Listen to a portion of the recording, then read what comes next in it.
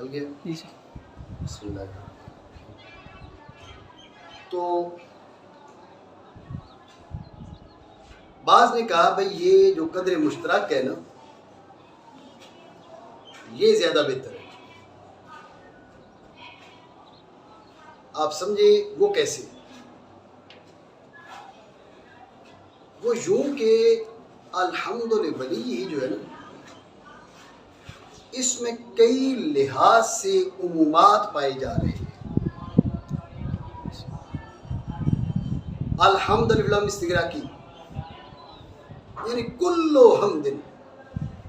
ٹھیک ہے نا؟ جی صحیح. اب آپ غور کریں، ہم نے جب اس کو مبنی للفاعل بنایا تو اس کا فاعل بتایا؟ نہیں بتایا. اصل میں جو تھا وہ اپنی جگہ پر، لیکن یہاں پر اس کا فاعل کیا ہے وہ ہم نے نہیں بتایا. بات سمجھ رہے ہو؟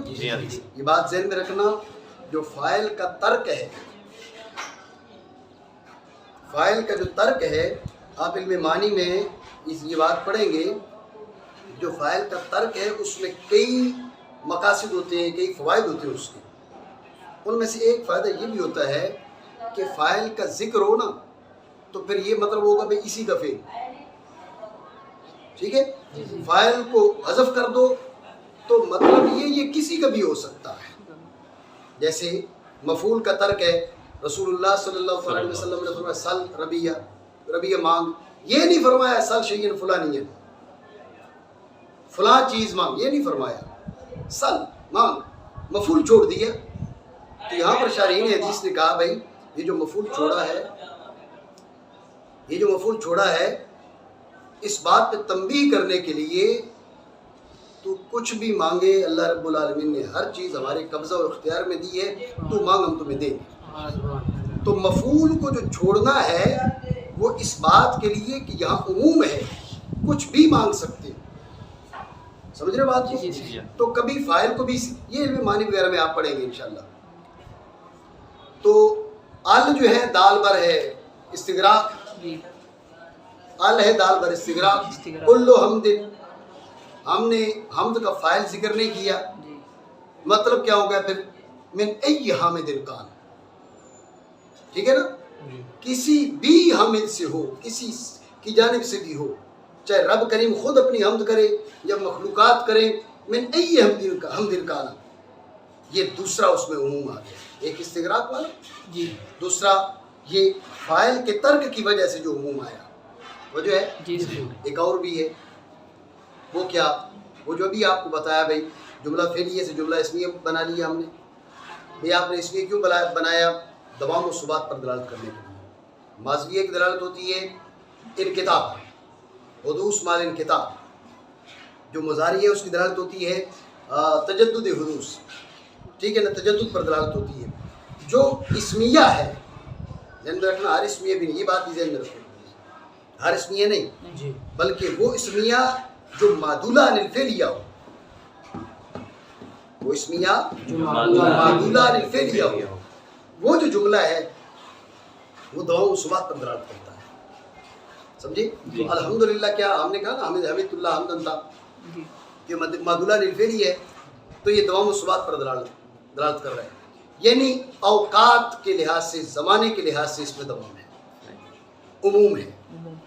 ایک عموم ہو گیا الف لام استغراقی سے مفہوم ہو رہا ہے، وجہ ہے.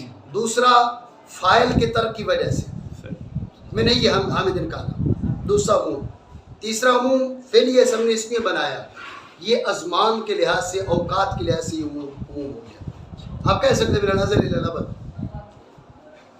ٹھیک ہے نا؟ تین عموم ہو گئے. تو بعض حضرات نے کہا کہ جب آپ دیکھیں نا مصدر مبنی للفاعل ہو تو مبنی للمفعول کو شامل نہیں، کل محمودیت للہ کو شامل نہیں. مصدر مبنی للمفعول ہو کل محمودیت تو کل حمدیت کو شامل نہیں ہے. تو اگر قدر مشترک ہو تو دونوں کو شامل ہوتا ہے. تو لہٰذا اب ادھر استغراق ادھر استیاب، ادھر استغراق ادھر استیاب، مطلب یہ ہوگا کل حامدیت و کل محمودیت للہ تعالی. تو قدر مشترک کے لیے بناؤ، یہ سب سے بہتر ہوا. نہیں سمجھے بات ہے؟ خلاصہ پھر سمجھیں. بعض حضرات نے کہا کہ اس الف لام کا اس مصدر کا قدر مشترک کے لیے ہونا یہ زیادہ بہتر ہے۔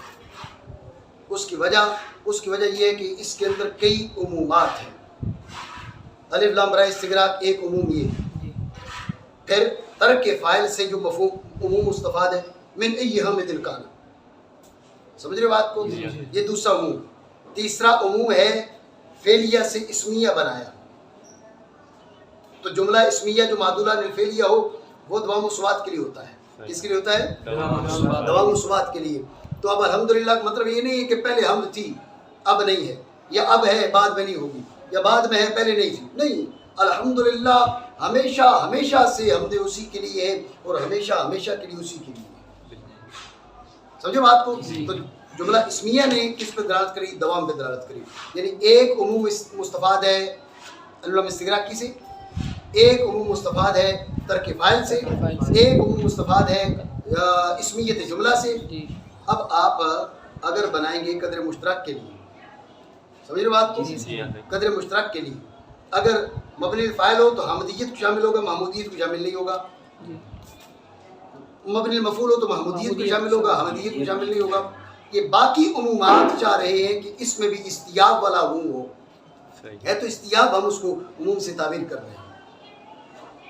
کلو حامدیت نہیں، اور نہ صرف کلو محمودیت، کلو حامدیت لہو و کلو محمودیت لہو، اس لیے قدر مشترک کے لیے بناؤ، اس میں عموم ہے۔